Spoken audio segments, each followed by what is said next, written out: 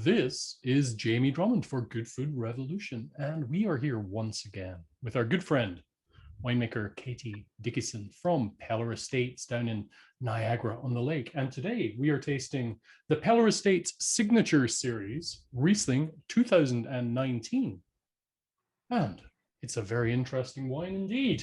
Just got some in my glass here. Katie, tell us a little bit about this particular bottling. Yes, so this is the fourth vintage. The first year was 2016. And it's a wine that comes from our Niagara-on-the-Lake vineyard. And it is actually clone 21B, which in Noddle is actually rare. There's not a ton of 21B planted down the peninsula, like in the flats of the peninsula. And the vines were planted in 87. It's a block that when I came back to Peller was really kind of a troublemaker, not great yielding, tended to break down really early. And for a while, actually, we thought it was clone 49. And then I kind of dug into the history books a bit from some of our vineyards and verified that it's 21B.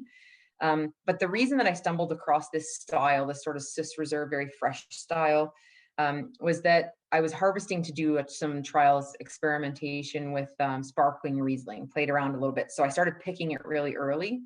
And I loved the flavor. Obviously, the acid was really intense and very amped, but this block tends to, when it hits kind of that like 20.5 bricks, just really tends to get soft and lose some of that character. So harvesting it early.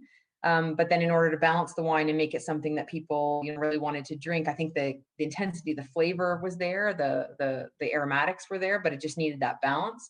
So I started holding back a little bit of juice and just adding it as a Swiss when the ferment was finished. And as a result, it sits kind of north of kind of 20 grams residual. The 19 is 24 grams in particular, but the acid is, well over 11. So kind of those, it might seem like a lot of sugar, but I actually think it balances the wine really well. And really what I want here is complexity. There's a lot of great Rieslings out there. And I think this is one that speaks to kind of a unique variety in a unique location. It's one of the warmest areas of Niagara-on-the-Lake. It sort of feels like this out of place block. But when you find the right style for the wine, I think it's really lovely fruit and something that I'm excited about. We've actually put some energy into sort of rejuvenating the blocks.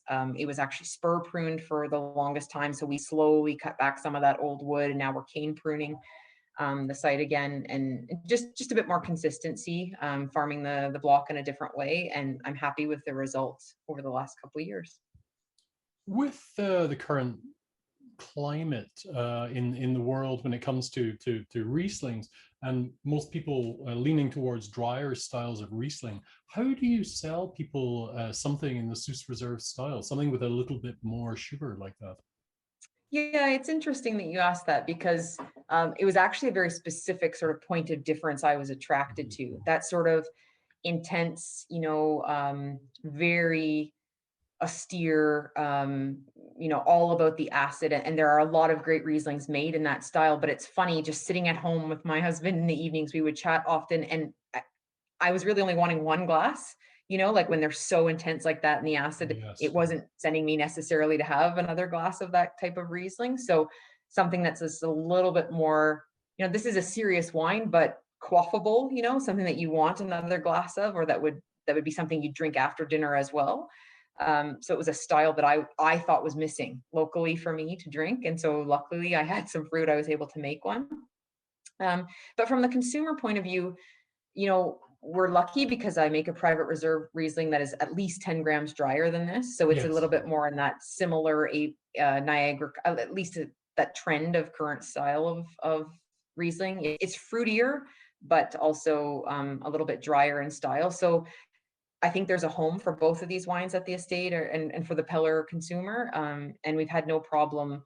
Actually, it's been a really popular wine such that we made it exclusive to our wine club.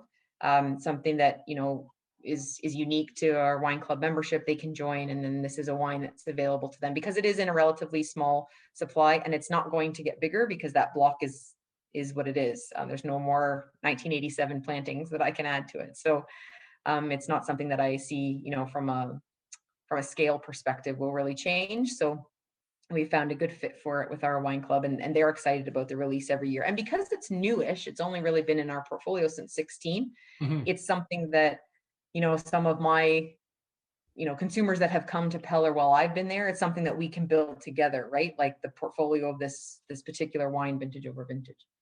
Well, I'm always intrigued to see how wines like this evolve. And I happen to have a bottle of the 2018 here, which I have a glass in front of me. And it's interesting to see how this wine has begun to evolve in bottle. What are your thoughts about how this wine will age? Yeah, that's a good question. I think that sort of advanced kind of petrol note that we sometimes see in Niagara Rieslings. Like I actually had the 16 of this version not that long ago, and there's a hint of it. But for the most part, I do think that the Sus adds a youthfulness, right? There's like a, it's a very non-wine term maybe, but a juicy character that I Yeah, think of course, does yeah. tend But that to comes from the sustain in comes the. from the fresh juice, right? So Yeah, I think it does tend to sustain in the wine a little bit, so maybe kind of holding back some of that evolution. But I also think, even though that residual sugar is there, when you've got a pH under 3 and a TA of 11, I'm hoping that the evolution, that they continue to stay balanced as the wine evolves. I do think that juice character will preserve the nose in a bit of a different fashion than maybe some of the other drier styles. in a kind of dinner party situation, I've always I think because of the way that I cook, I've always found it kind of interesting where to place a wine like this. And I've had most success actually serving it with a cheese course towards the end of dinner. Have you ever done that? Yeah, cheese is at every course in our Right. house, Okay. before, during, and after. But yeah, I think that's a great fit. I actually almost we eat salmon about once a week in our Right. house, and this is my sort of salmon wine. So I think that rich texture, and there's a little bit of sugar in the wine. I think it's a nice pairing. But for sure, cheese sounds like a good fit. Get some Comté and call it Oh a yeah. night. Exactly, exactly. And do you recall how much this is? It's through the wine club. Actually, It is. how It's much is the wine club membership? Oh gosh, I'm the wrong person. I haven't Okay. joined our wine club, Jamie. I don't actually know. But the wine retails for 29.75. Okay, 29.75. Very nice wine. Very nice wine. Thank you very much for guiding us through that one, Katie. We'll catch up with you again sometime soon. Thanks very much. Cheers. Cheers.